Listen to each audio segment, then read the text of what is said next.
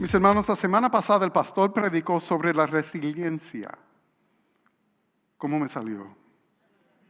Ok, eso yo creo que será la parte más difícil para mí hoy día. La resiliencia, la capacidad de resistir el día malo, en otras palabras, y crecer aún en medio de nuestra adversidad.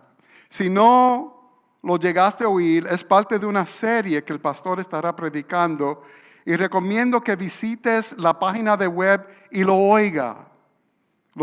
Es un mensaje impactante que todos deberíamos, especialmente en estos días que estamos viviendo, todos deberíamos oír. Siguiendo este tema, les comparto una gran declaración acerca de la resiliencia de parte de uno de los principales maestros de liderazgo en el mundo hoy día, un cristiano llamado John Maxwell.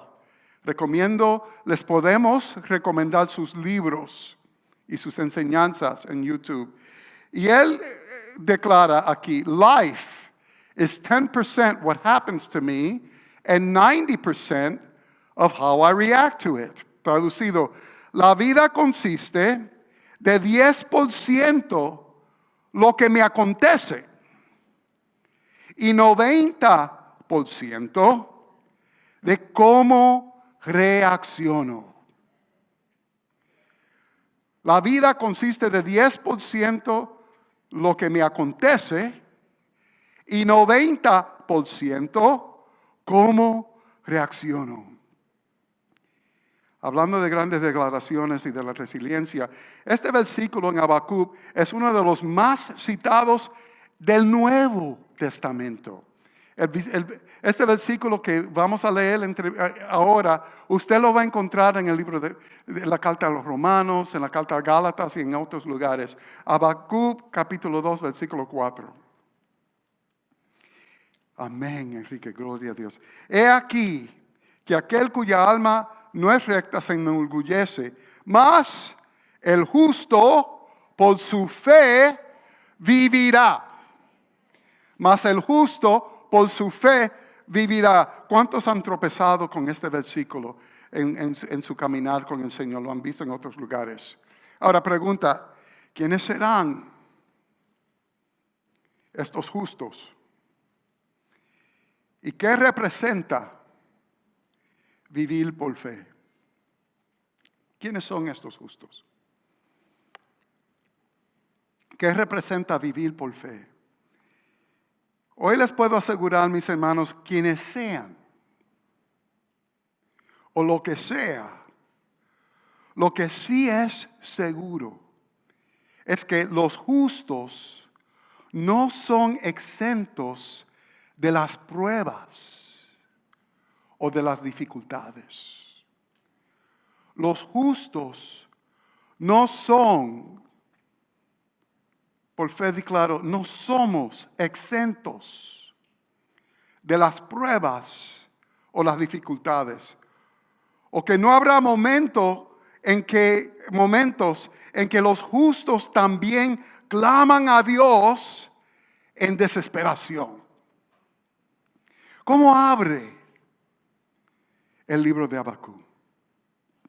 ¿Acaso en un momento u otro no se ha oído usted levantando un clamor semejante a este? Habacuc capítulo 1, versículo 2. ¿Cuánto han elevado un clamor hasta cuándo al Señor?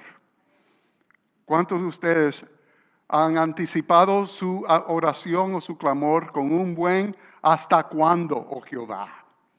¿Hasta cuándo, oh Jehová? Clamaré y no oirás. El profeta Habacuc. Estamos en buena compañía. ¿Hasta cuándo, oh Jehová, clamaré y no oirás? Irá de voces a ti a causa de la violencia y no salvarás. ¿Por qué me haces ver iniquidad y haces que vea molestia, destrucción y violencia están delante de mí, y pleito y contienda se levantan, por lo cual la ley es deshabilitada y el juicio no sale según la verdad, por cuanto el impío asedia al justo. Por eso sale torcido la justicia. Esto no se escribió, mi hermano, en el 2020 o el 2021. ¿Te das cuenta? No hay nada nuevo bajo el sol. La palabra de Dios es vida y eficaz y muy presente. El libro de Habacuc es precioso. Somos testigos de un diálogo entre Habacuc y su Dios. Una conversación íntima entre ellos. Y Dios le responde y le dice: mira, estoy por hacer algo en estos días, en tus días, que te sorprenderán, y no lo conocerás, ni siquiera si alguien te lo dijera y te lo explicara. Te va a sorprender, Habacuc. Y así fue, el Señor le explicó, Dios, lo que Dios le revela a Habacuc lo hace estremecer. A veces es mejor que el Señor se quede con su revelación, porque si nosotros no enteráramos lo que Dios está pensando hacer, nos quema los circuitos. Y así fue. Dios les revela que está a punto de desatar su juicio. Que las cosas se verán mucho peor antes que se arreglen. Las cosas se verán mucho peor antes de arreglarse. Pero que no se apure. A todo tiempo Dios se mantendrá en control de todo. Escribe la visión, le dice el Señor. Puedes confiar, Habacuc, que cumpliré mi palabra. Al parecer, ¿se ha dado cuenta? La gente de fe es como que conocen algo o ven algo que los permite mantener su paciencia y ecuanimidad, no importando qué más ellos o otros puedan ver.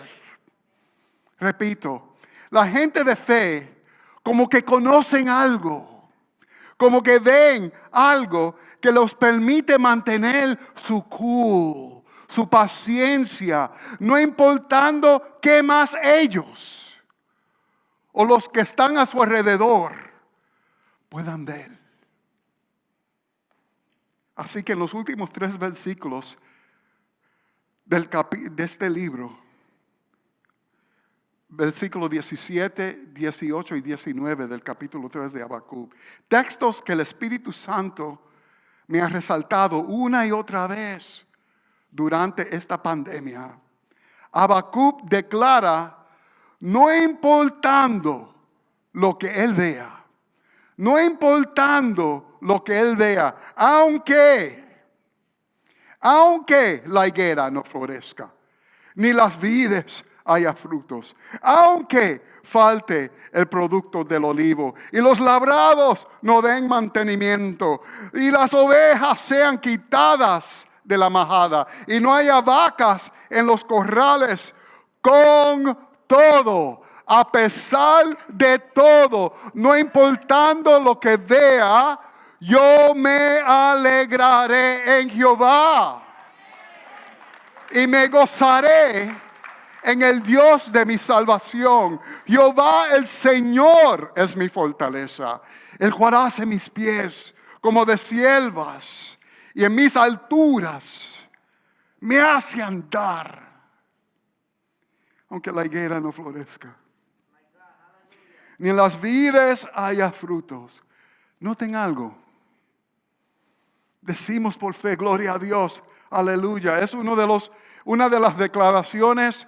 Mi Biblia describe esto, el comentario en mi Biblia describe esto como una de las declaraciones de fe más exaltante en toda la palabra. Cualquiera dice amén. Pero noten, Habacuc era profeta de Dios, amigo de Dios, profeta de Dios, amigo de Dios, pero aún así Dios no lo eximió de padecer las mismas depravaciones y escasez que sus vecinos, familiares y amistades. No lo eximió, no le dio un pass. Juntos con los demás, los justos también sufren. ¿Oyeron eso? Juntos con los demás, los justos también sufren. Entonces, Pastor Samuel, ¿qué ventaja hay en ser justo si es así? Pastor Samuel, si es así, ¿qué diferencia habrá si el justo también sufre? ¿Sabe lo que es la diferencia? Es toda la diferencia del mundo. Y es lo que resta en este mensaje. Cuando sus vecinos veían tan solo la higuera sin fruto y los corrales sin vacas, cuando sus vecinos veían la violencia, el sufrimiento y la muerte, Habacuc veía algo más. Él conocía algo más. Él sabía que Dios, su amigo, no lo había abandonado. Él sabía que Dios, su amigo, tenía un plan. Él sabía que Dios, su amigo, seguía en completo control. En medio de la pérdida y la angustia, Habacuc pudo mantener su esperanza y su serenidad y aún llegar a prosperar en medio de la escasez y la tormenta. A propósito, ¿conoces gente así? ¿Conoces algunos así? ¿Cómo es que algunos pueden pasar por la de Caín? Perderlo todo. Por ejemplo, su empleo, su salud, sus seres queridos, sufrir lo inconcebible y al parecer, esta gente, su fe en el Señor, solo se afirma más. ¿Conoce gente así? ¿Sabe? Veo algunos de ustedes aquí hoy. Os hemos acompañado en el hospital o en el sepelio. Los hemos acompañado a la corte. Los hemos visto pasar por un infierno que amenazaba terminar con su mundo. Pero con todo, aquí están. Aquí ustedes están.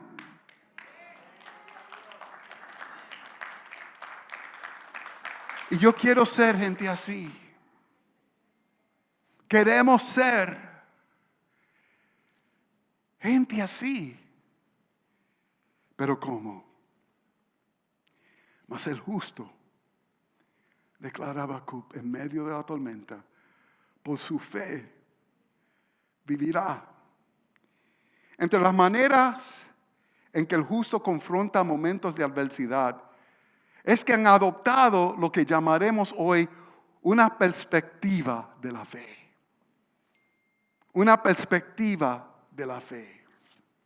La vida consiste, dijo John Maxwell, de 10% lo que me acontece y 90% cómo reacciono, ¿verdad?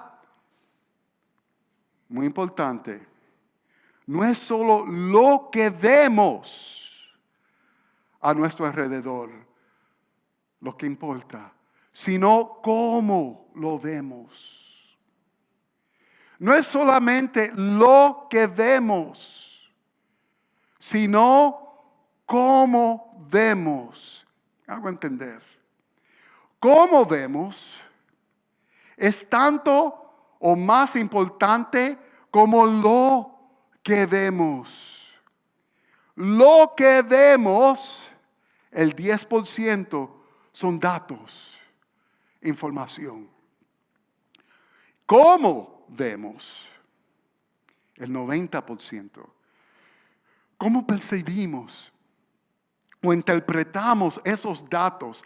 Determinará, mi hermano, todo. ¿Cómo vemos? ¿Cómo interpretamos o percibimos esos datos? Determinará nuestra calidad de vida y nuestro futuro. ¿Cómo vemos? Determinará nuestra calidad de vida y la gira de nuestro futuro. ¿Me siguen? El versículo 17 de Habacuc capítulo 3 describe lo que vemos. Lo que vemos. Los datos. Una higuera que no florece. Vides sin frutos. Majadas sin ovejas. Corrales sin vacas. Esto son datos. Esto es información. Una pandemia, algunos que se han enfermado, otros que han muerto, empleos que han cerrado, una nación más dividida que nunca. Esto son datos. Esto es información. ¿Cómo los ve? ¿Cómo los interpretas, mi hermano? ¿Cuál es su 90%?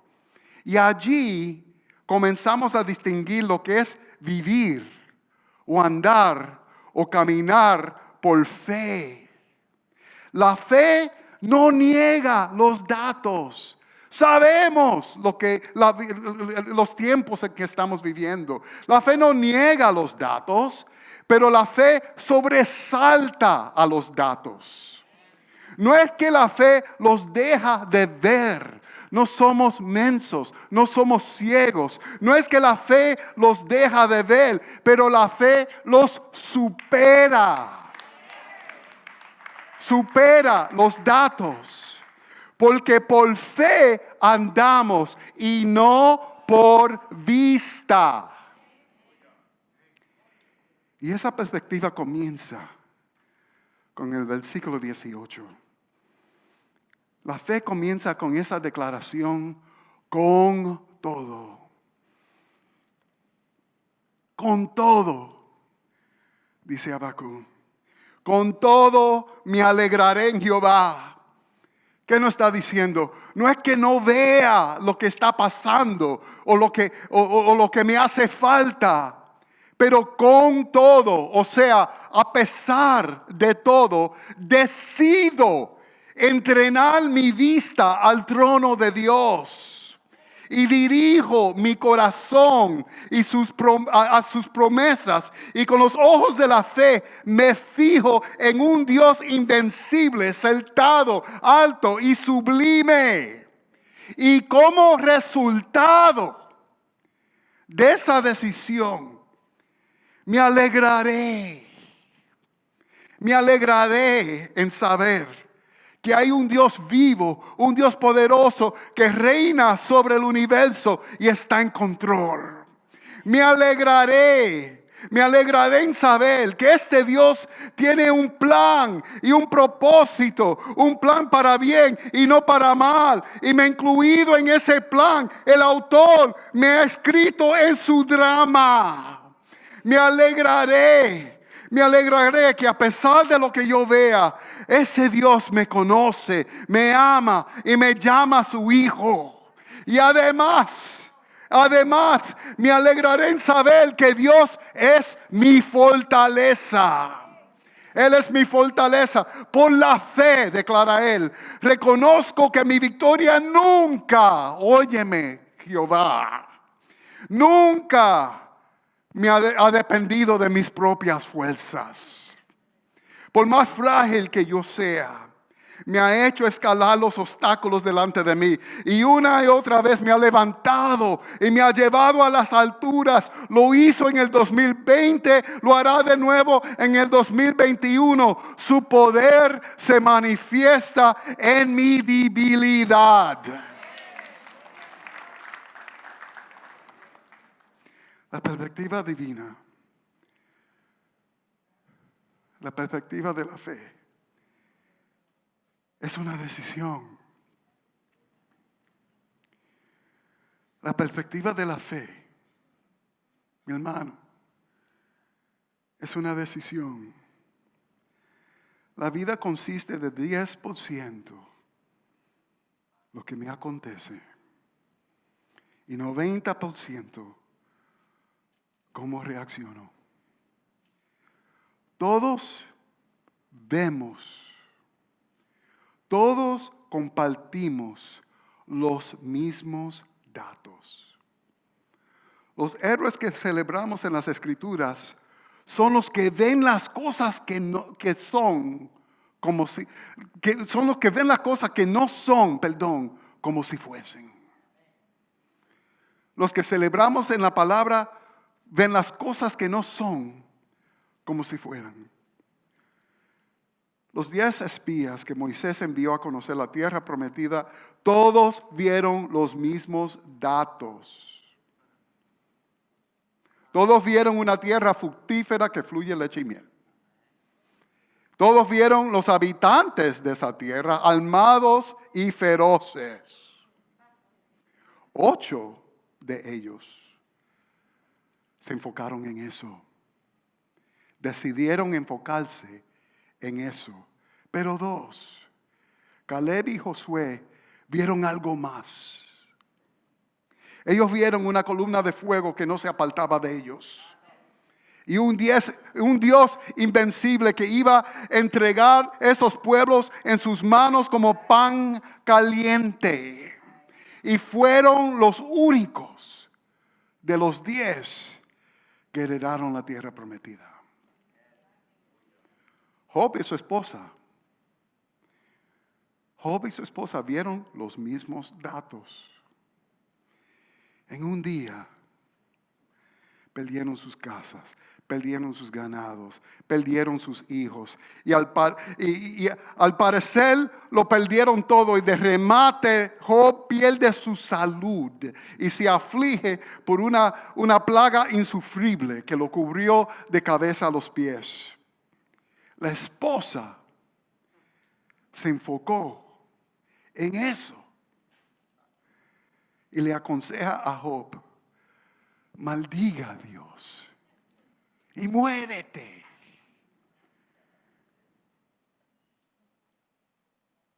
Pero Job vio algo más. Un Dios coherente, un Dios confiable, un Dios que él conocía. De eso vamos a hablar entre poco. Un Dios consistentemente bueno. Yo sé, dijo él, yo sé que mi Redentor vive. Yo sé que mi Redentor vive. Y aunque veía todo lo contrario en ese momento, declaró: en mi carne he de ver a Dios. Mis ojos lo verán. Y así fue. Y el Señor lo bendijo más que antes. Eliseo y su siervo vieron los mismos datos. Se vieron rodeados de un ejército hostil. Y un ejército que llegó con el propósito de captarlos o matarlos. Y ellos aparentemente sin escape. El siervo de Eliseo se enfocaba en ese ejército y temblaba. Pero Eliseo vio algo más. Él vio un ejército, otro ejército, Un ejército de ángeles con sus carros de fuego, aunque invisible, más potente, más grande y más real que el ejército que los amenazaba. Y el Señor le entregó el ejército de Siria en sus manos, pero solo después de haber abierto los ojos de Giezi, el siervo de Eliseo, para que él también vea más allá de los datos de su vida. Y esa es una de mis oraciones para ustedes, que el Señor les abra los ojos en medio de la tormenta, para que vean lo que vio Eliseo y su siervo. La fe ve lo que otros no ven. La fe ve las cosas que no son como si fueran. La fe ve una cosecha cuando otros ven escasez. La fe ve esperanza cuando otros ven derrota. La fe ve una multitud a nuestro favor cuando otros ven soledad. ¿Qué puedo hacer? ¿Qué podemos hacer para desarrollar una perspectiva de la fe? Para llegar a este momento. La fe heroica para confrontar momentos de crisis no nace de noche a la mañana. Comience, hermano, hoy a desarrollar esta perspectiva. Se cultiva, se entrena cada día. Requiere que adoptemos a diario, un estilo de vida que ahorra diariamente depósitos en el banco de la fe. Para que cuando llegue el día malo y escribimos un cheque, no nos regrese sin fondo. ¿Te gusta eso? Depositemos a diario en el banco de la fe. ¿Cómo se hace eso? Algunos consejos prácticos para comenzar a desarrollar una perspectiva de la fe. Una perspectiva con todo. Primero, vigila cuidadosamente lo que permites entrar a su mente y su corazón. Vigilas cuidadosamente lo que permites entrar a su mente y su corazón. Su mente y su corazón es el sitio, es el lugar a donde se conecta ambos polos, ambos extremos de la perspectiva de la fe. Si la perspectiva de la fe es esa conexión entre usted y su creador, entre su Dios y su creación, esa conexión se lleva a cabo en el santuario de su mente y su corazón. Guardémoslo. Conocemos o deberíamos conocer esta encomienda en la carta a los Filipenses, ¿verdad?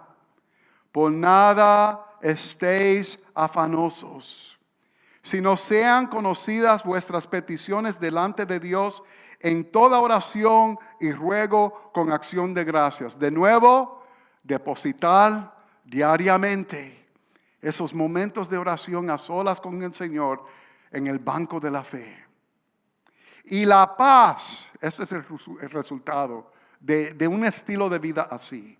Y la paz de Dios que sobrepasa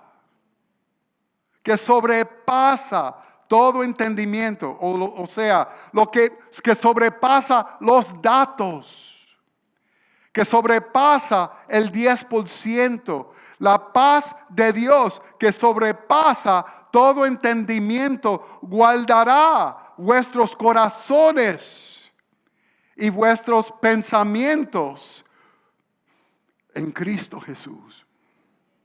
Gloria a Dios. Vuestros corazones y vuestros pensamientos, o sea, nuestras mentes. Muchos de nosotros somos muy cuidadosos y vigilantes de presentar al Señor su corazón. En otras palabras, nuestras emociones, nuestros sentimientos. Es hasta en nuestra cultura hasta muy poético. Nosotros elevamos y celebramos el corazón. Es el día del cariño. Hay corazones que hacen orillas hoy, ¿verdad? No cantamos nosotros. Yo te entrego mi ser, te doy mi corazón. Amén. Es muy común que entreguemos al Señor nuestro corazón. Eso es bueno. Lo que sentimos. Oramos, Señor, me siento. Le decimos al Señor, le contamos al Señor cómo nos sentimos. ¿Cuáles son nuestras emociones? Todo eso se dirige a la condición de nuestro corazón. Cuando usted ora, Señor, me siento deprimido. Señor, me siento afligido. Señor, siento temor. Y muchas de mis oraciones comienzan así. Usted le está entregando al Señor el contenido de su corazón, sus emociones, su sentir. Pero somos menos vigilantes. Celebramos menos nuestra mente. Nuestra mente. Lo que pensamos. Lo que nos ocurre. Quitamos el watchman de las puertas de la mente. Y dejamos toda especie de pensamiento ocupar nuestra mente. La puerta está abierta. Está en su casa. Y no todo pensamiento viene de Dios. Y no todo pensamiento viene de Dios. El enemigo a diario se encargará de enviar un bombardeo de pensamientos contaminando su mente. Ese es el propósito. Que a lo largo, esos pensamientos a lo largo se convertirán en emociones y actitudes que pudren su corazón y su fe. Muchas de estas emociones con las cuales nosotros luchamos nacen con pensamientos. Y estamos apagando un fuego que se está prendiendo, un fuego en la cocina que se está prendiendo en el sótano. Y no lo estamos atendiendo. A lo largo se convierten en esa amenaza. Creo que por eso Pablo sigue con consejos dirigidos específicamente a la mente. El próximo versículo de ese pasaje lee así: por los demás, hermanos, todo lo que es verdadero, todo lo honesto, todo lo justo, todo lo puro, todo lo amable, todo lo que es de buen nombre. Si hay virtud alguna, si hay algo digno de alabanza, en esto pensad. En esto pensad. No dejes que cualquier basura penetre su mente. No dejes que cualquier basura penetre su mente. ¿Cómo qué, pastor? Bueno, comencemos con esto. ¿De dónde vienen sus noticias? ¿De cuáles fuentes? Saben, mis hermanos, yo les voy a confesar algo. Que yo cancelé. Marina y yo nos regalamos este verano unos teléfonos chulos, que nos adelantamos como 6 años con el mismo teléfono. Y ahora puedo recibir sus textos y sus WhatsApps sin borrarlas, los confieso. Pero lo único es que llegó este fantástico teléfono con un sistema de notificaciones gratis de parte de Apple, que cada 5 minutos me estaban enviando una notificación de algunas noticias informándome de qué manera el mundo se estaba acabando. Y me estaba volviendo, por mi propia salud mental, lo cancelé. Lo cancelé, mis hermanos. Cuando quiero noticias, lo busco yo. Lo busco yo, y no de una fuente nada más, no solo de CNN, no solo de Fox News, no solo del Globe. Yo dirijo, mis hermanos, una organización que depende de las noticias. Yo recibo noticias del Globe en mi correo electrónico, pero yo no voy a permitir que las noticias me dirijan a mí. Y me controlen a mí, y que controlen mi mente y mis pensamientos y mis emociones. Sea vigilante. No dejen que el enemigo te tenga del tingo al tango con la última tragedia que sucedió. Guarda las puertas de su corazón. ¿Cuánto tiempo dedicamos a las redes sociales? Este es un diagnóstico. ¿Cuánto tiempo dedicamos a Facebook, a WhatsApp, a Twitter? En cambio, ¿cuánto tiempo dedicas al estudio de la palabra? Si acaso se oye pentecostal, imagínese por un momento si fuera lo contrario. Imagínese por un momento si pudieras, y en un segundo con su teléfono ahora puedes calcular el tiempo que usted dedica a las redes sociales y el tiempo que usted dedica a las escrituras. Imagínese meramente cambiar esas prioridades.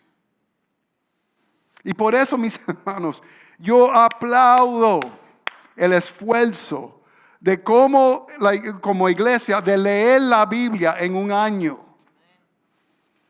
15 minutos al día. Es más, ni siquiera te vamos a arrancar el Facebook, aunque sería un regalo. ¿Ok? Pero 15 minutos al día puedes leer la palabra de Dios de cabo a rabo completamente.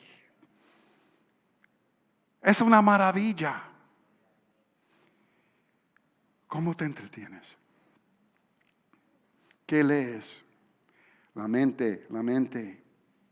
¿De dónde nacen estos pensamientos? ¿Qué lees? ¿Qué ves?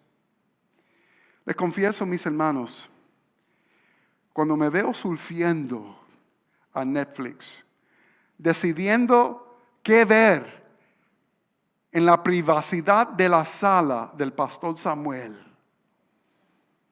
me encuentro preguntando, o tal vez ni siquiera yo me encuentro, el Espíritu Santo me está preguntando, ¿quieres soñar después con estas imágenes, Samuel? Con esa sensualidad o esas imágenes violentos. ¿Los quiere incluir en el catálogo de tus memorias, de tus pensamientos? Vigila lo que permites en su mente y su corazón. Usted no es cualquier cosa. Eres hijo de Dios. Eres real sacerdocio. Somos reyes y sacerdotes. En esto pensar. Número 2. Cultivemos una imagen clara y saludable de quiénes somos. Cultivas una imagen clara y saludable de quién eres. Esa es la primera parte de esa relación de fe entre usted y Dios. Estamos viviendo en una época narcisista como nunca antes en la historia, en que la gente más y más se preocupan por la salud de su autoimagen. ¿Cómo me ve la gente? ¿Qué opinan de mí? Especialmente entre nuestros jóvenes. Esto se ha convertido en una especie de obsesión, a veces hasta trágico. ¿Cuántos likes generó esas fotos en Facebook? ¿Quién está viendo mi video en TikTok? Es una obsesión. En lugar de eso, cambiémoslo en otra obsesión. Haga eso. Esto es una obsesión, pero es una obsesión transformador. ¿Cómo me ve Dios? ¿Cómo me ve Dios? Luchar por cultivar una perspectiva divina de mí mismo. A God's eye view of myself. Imaginar el ojo de Dios sobre mí. Han visto tal vez este dicho. Mi meta en la vida es ser tan buena persona como mi perro cree que soy. ¿Y han visto un afiche así? Claro. ¿Cómo puedo llegar a ser una persona así? ¿Sabe? Para proteger mi salud mental, he aprendido a no tomar muy a pecho tanto la crítica que recibo como los cumplidos que recibo. No tomo a pecho ni la crítica ni los cumplidos, porque en mi corazón,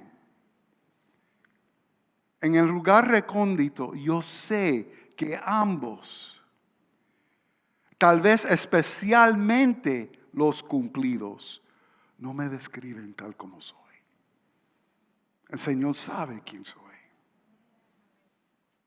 En lugar de eso, mi intención, mi deseo, es acercarme al Señor y a su palabra y preguntarle, Señor, tú que me hiciste, tú que lees mi corazón engañoso, tú que me amas y perdonas mis muchas rebeliones, ¿cómo me ves? ¿Cómo me ves? Un Dios de gracia. Su autoestima no puede estar en manos más seguros y tiernos que Él.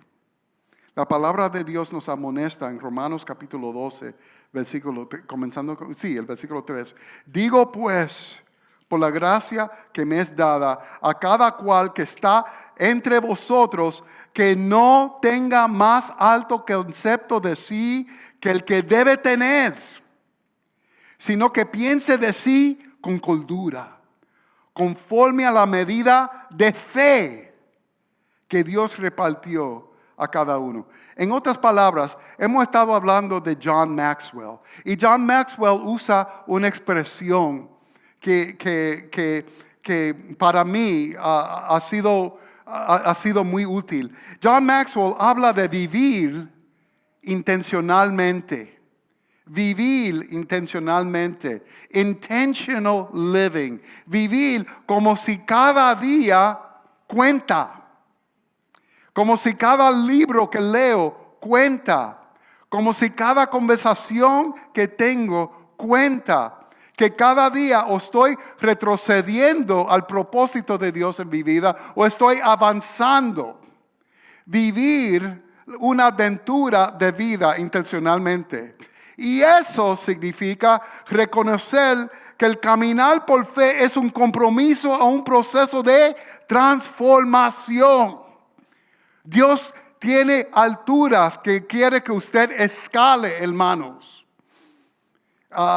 Y eso en sí requiere dejar que el Espíritu Santo formatee mi mente y mi carácter. Que Él formatee mi mente y mi carácter. ¿Cómo se hace eso? Eso es invertir diariamente en el banco de la fe. Dedicar tiempo a solas con el Señor. Donde Él me puede escudriñar, escanear. leer la palabra y comparar mi patrón de vida a sus mandamientos. Y si acaso están fuera de tono, me toca a mí ajustarme a la palabra y no la palabra a mí. Amén. Leer la palabra, leer buenos libros. Hemos mencionado John Maxwell. Hay otros autores excelentes. Hable con la pastora Meche, con el pastor Roberto, con el pastor Isaías. Hay excelentes libros y recursos. YouTube. Hay buena material. Usted puede estar toda una vida leyendo y escuchando buena palabra, buenos consejos. Recibir buenos consejos de parte de buenos instructores y sobre todo oír la voz del Señor, mi entrenador, aconsejándome. Y en esos tiempos el Señor, yo he recibido de parte del Señor mucho tough love.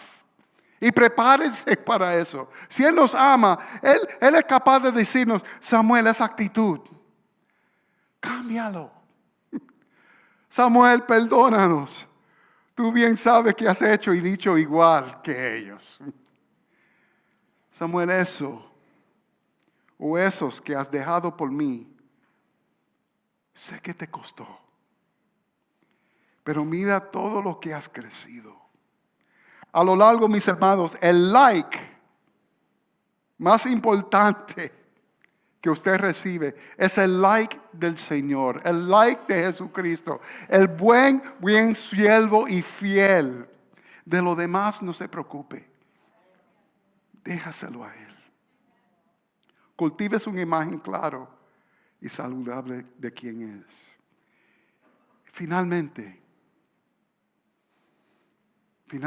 hemos hablado de la sede, el sitio a donde este intercambio acontece, de su rol, su parte en ella. Ahora nos toca cultivar una imagen clara y saludable de Dios. Cultivas una imagen clara y saludable de Dios.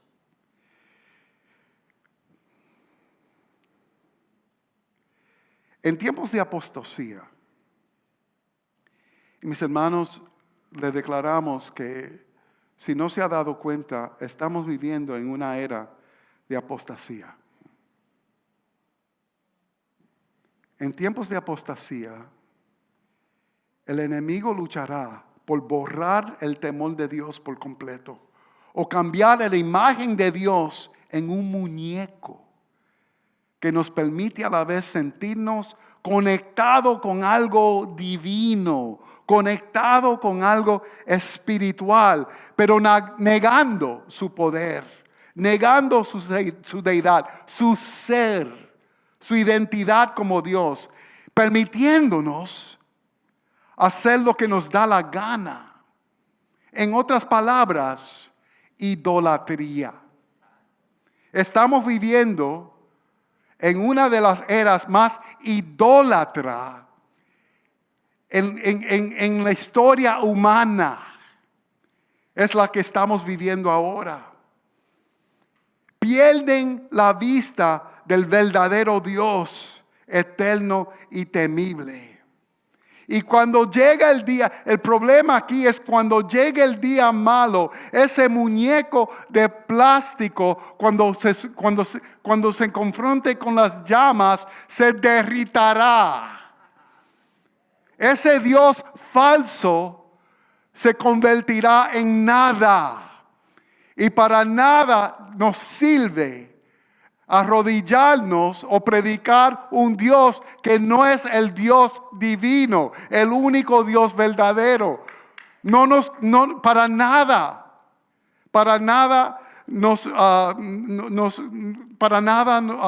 hay ventaja en eso. Y el vivir por fe en medio de estos tiempos no es una fe basada en nuestras fuerzas o nuestra propia justicia. Ni siquiera es una fe basada en nuestras declaraciones y principios religiosos. Es una fe basada en Él. Cementado en Él. en un Dios real, constante, inmovible y santo. Y santo. Y eso requiere conocerlo. No hay sustituto para eso. Conocerlo personalmente. Conocerlo en una relación real, dinámica, viva. ¿Cómo se hace eso? 3 consejos tan obvios, tan básicos. Número 1, descubra a Dios en la palabra. Lea de Él en la palabra. Al leer la palabra en este año, tal vez a través de pasajes que jamás has leído antes, será una aventura en descubrir o redescubrir tu Dios, sus atributos, su majestad, su santidad, su bondad y su gracia. Descubres cómo Él piensa. Él no se quiere esconder de ti. Él quiere que sepas precisamente sus pensamientos. Él te revelará sus pensamientos y su mente. Descubres lo que Él ama. Descubres lo que Él aborrece. Lo que le agrada, lo que le hace sonreír. Y descubres lo que Él espera de ti. Y de los que desean entrar en intimidad con Él. A ellos, si deseas intimidad con Dios, Él no te lo rechazará. A ellos el Señor se dará a conocer. A ellos los llamará sus amigos. Segundo, hablemos con Él. Hablar con Él. Consiga momentos fijos con Él. A veces con nuestro primer tacita de café. A veces en ayuno. Cultivamos esa intimidad. Confesando nuestros pecados. Confesando nuestros temores. Sincronizando nuestros corazones con la de Él. Recibiendo de Él revelación y claridad. Allí, en ese lugar íntimo, Él nos corrige lo que está torcido. Allí nos fortalece. Allí nos sana. Allí llegaremos a ser más y más como Él. Seremos como los discípulos. Lo identificaron porque hablas como Él. Y así queremos llegar. Finalmente, caminemos con Él. Caminemos con Él. Caminar con Él. Y esto, mis hermanos, nos va a llevar a algunos lugares tal vez sorprendentes. Al seguir al buen pastor, habrán tiempos cuando nos dirige a pastos verdes y aguas frescas y diremos amén. Pero habrán tiempos cuando nos permite andar por el valle de la sombra de la muerte. Nos permite pasar por el valle de la sombra de la muerte. Habrán tiempos en que en la presencia de nuestros angustiadores, Él aderezará una mesa. Para que aprendamos que Él es fuerte y que Él es fiel. Para que aprendamos que cuando pasamos por las aguas, no nos anegarán. Para que aprendamos que cuando pasamos por el fuego, las llamas no arderán en ti. Veremos las aguas, pero no las temeremos. Veremos el fuego, pero ya no le tendremos miedo, porque conocemos muy bien quién es Él y que somos de Él. Volviendo a esto del Día del Cariño, lo que le estoy describiendo es una relación de amor que no se puede comparar con nada, con nadie que hemos conocido. Un Dios que nos conoce completamente, nos conoce como un radio X. Pero ese Dios entra en intimidad con nosotros y nos hace inconquistable. Levantámonos, hermanos, pongámonos de pie.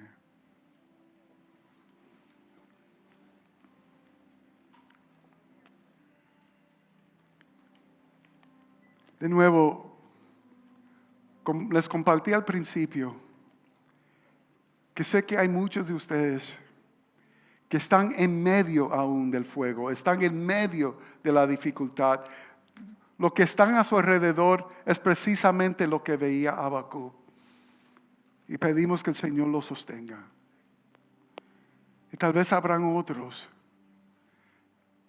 que al describir este Dios, le estoy hablando de un Dios desconocido. Y pido que el Señor se revele a sus vidas,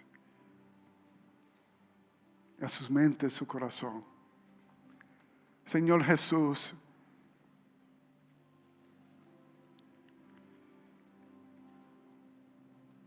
aunque el mundo se caiga a nuestro alrededor,